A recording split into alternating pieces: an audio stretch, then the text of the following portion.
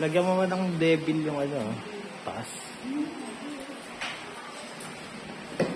Yung suwal.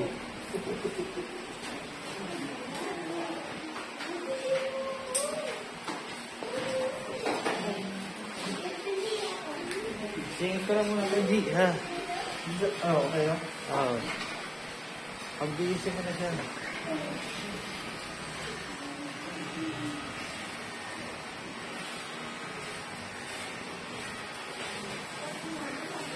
Yung pag tayo? Oo.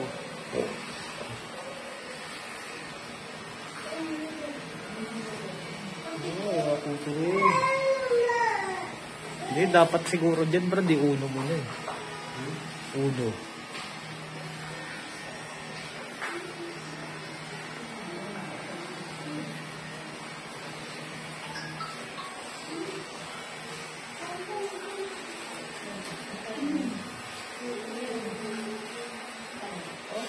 Kita natin. Pag uno kasi, parang kahit hindi makakalabas eh.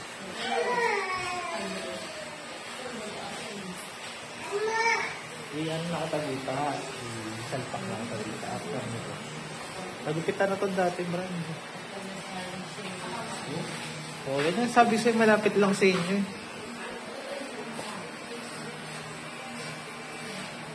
Yan alam black ko. Wala Ano ba ka. yun?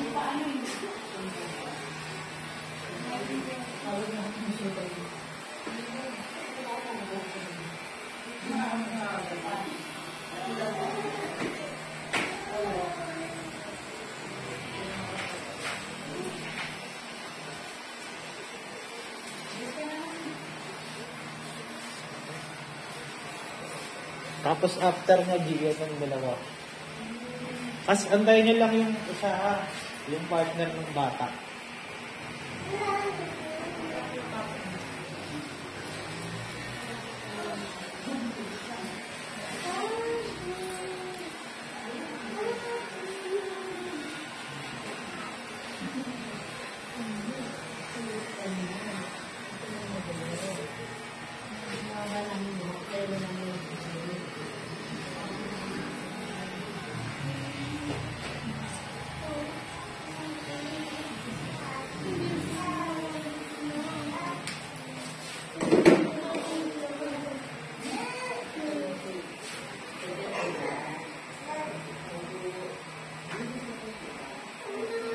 Alam ko na si Diwata Paris. Quezon City. Saan yung banda yun? Sa Visayas. Malapit sa inyo? Malapit sa inyo? Oo. Parang ng food park. Parang hindi na sa kanya Parang eh, no? food park. Kay Rosmar daw yung Brad eh. Ano? Yun. True. Kasi hindi lang pares ang inaano niya, di ba? Meron na rin siyang pizza. Dami. Dami yan niya. Dami mo may ice cream. Kay Rosmar yun. Kasi alam mo si Rosmar. Kanya yung pares. Ha? Kanya yung pares. Pwedeng share owner sila. Ayaw lang niyang palabasin ng ano. Eh, business opportunity ka kasi. Ikaw ba naman Businessman yun eh. Businesswoman kasi yun. Mag-invest ka ba ng milyon doon para lang ano? Ay, bibigaw ba ng milyon yun para lang sa walang kwentang ano, no, Brad? Vlog lang, posible vlog lang yun.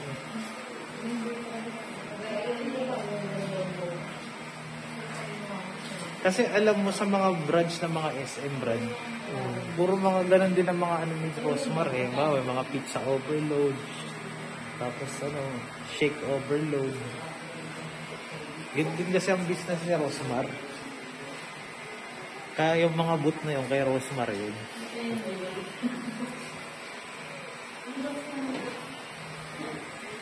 Sa kapansin mo sa Quezon City, disposable ang gamit. Oh, disposable mo. Samantalang sa Pasay ay ano, kutsara na ano. Diba? Doon pa lang eh.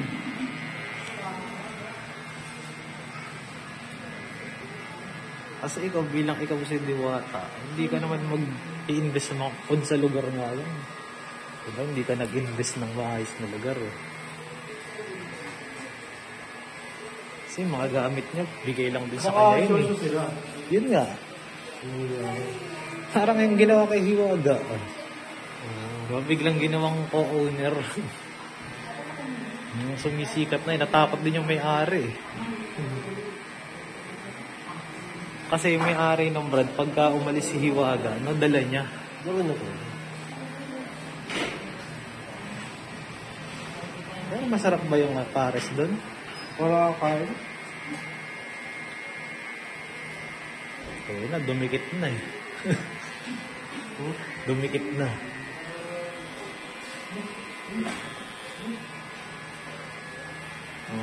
Yan nga kasi ang kainaan ng Celtics. Lalo na si Tatum.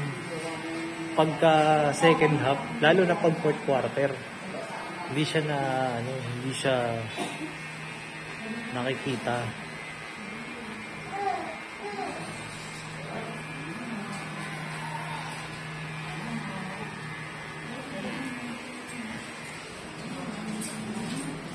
Nakakaging kamukha niya si Nick Makino. No?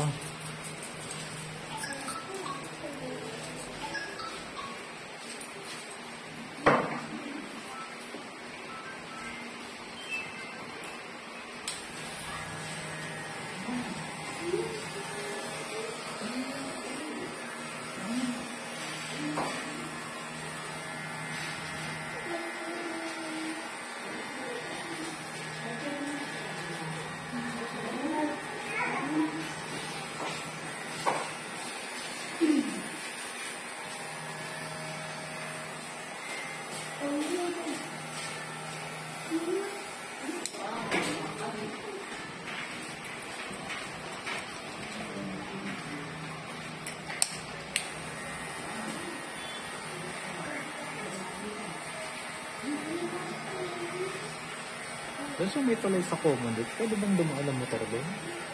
Sa overpass? Hindi. Pag nakita ka dun, maluhin ka. Bakit? Nakita ko sa FB eh. Yung pang PW. Yung pang PW na daan. Oo. Bawal yun. Ang nakita ko na ganun na tulay na pwede kang dumaan ng nakamotor sa Novaliches.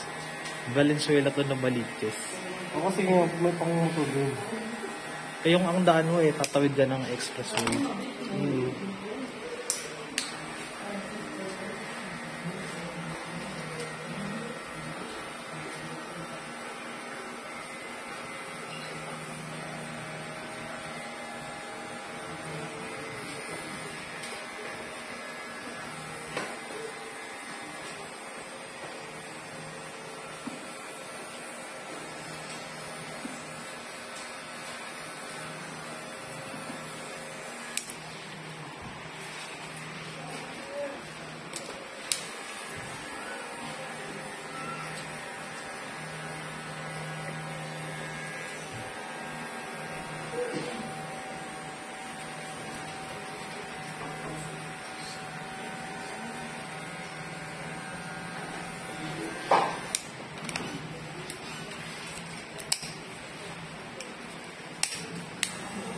One in one yung si Luka.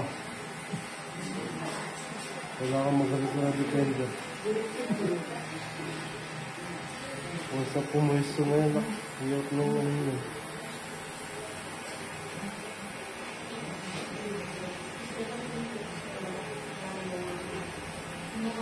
Diba dumigit?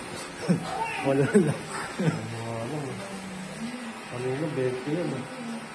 Yun nga kasi yung problema kay Tatum. Kaya sinasabi kay Tatum na wala siyang wala siyang tawag doon.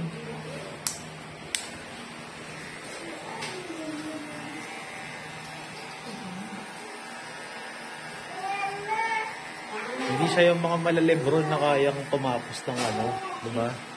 Mga last step. Killer instinct.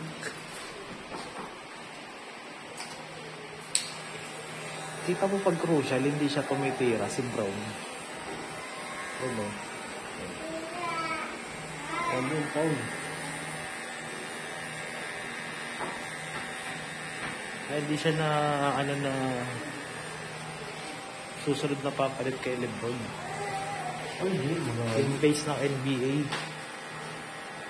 Mas naungusan pa siya ni Edwards eh. Si Edwards, meron kaso si Edwards. May daga sa dibdib pagka ano eh. Magaling na sa salita eh. Naunang salita eh.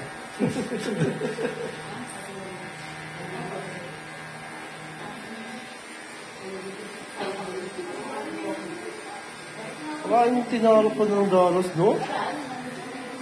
Hindi, na ano nila Brad eh. Si Gobert. Nahuli nila eh. Yung kahinaan ni Gobert. Oh. Si Gobert kasi, walang mid-range. Wala rin post-up. Ang tira lang talaga ni Gobert, dak-dak. Tsaka ano. Alam mo yung kaldag? Travel pa. Hindi marunong kumaldag si Gobert. Di ba pag ganong kaldag, sila Sayon, sila Yanis. Sure ball yun. Tulad ng ginagawa ni ano, ni Luka. Hindi, yung mga malajokic. Yung tipong pag kumaldag ng isa, tapos bato yung bola, pasok. Okay, yung tira sa malayo.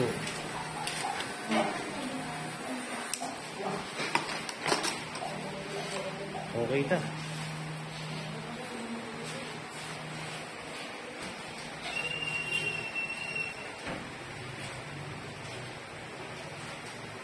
Tapos nakuha pa siyang defensive player of the year. Si Gobert. Baka nakita niyo sa block mo. Ha? Sa block mo. Sa blocks nga lang. Problema, in-expose siya ng ano. In-expose siya ng Dallas.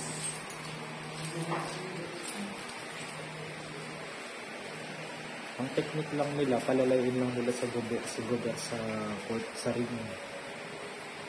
Yung mga kasut nila. Oo. Dapat ano siya, kumaldag talaga siya ng ano. Kung wala kang ganun si Gobert. Maganda pa si AD. Diba? Yes, AD. Hindi mo alam kung saan titira eh.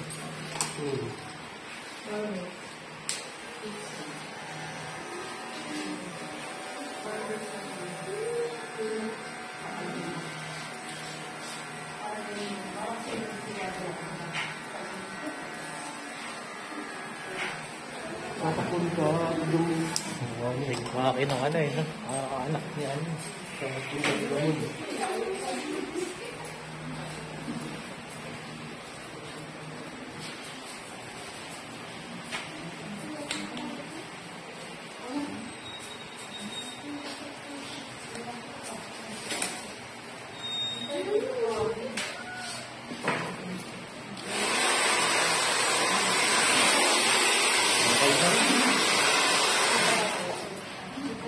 Lugay mo yung buhok mo, ma'am.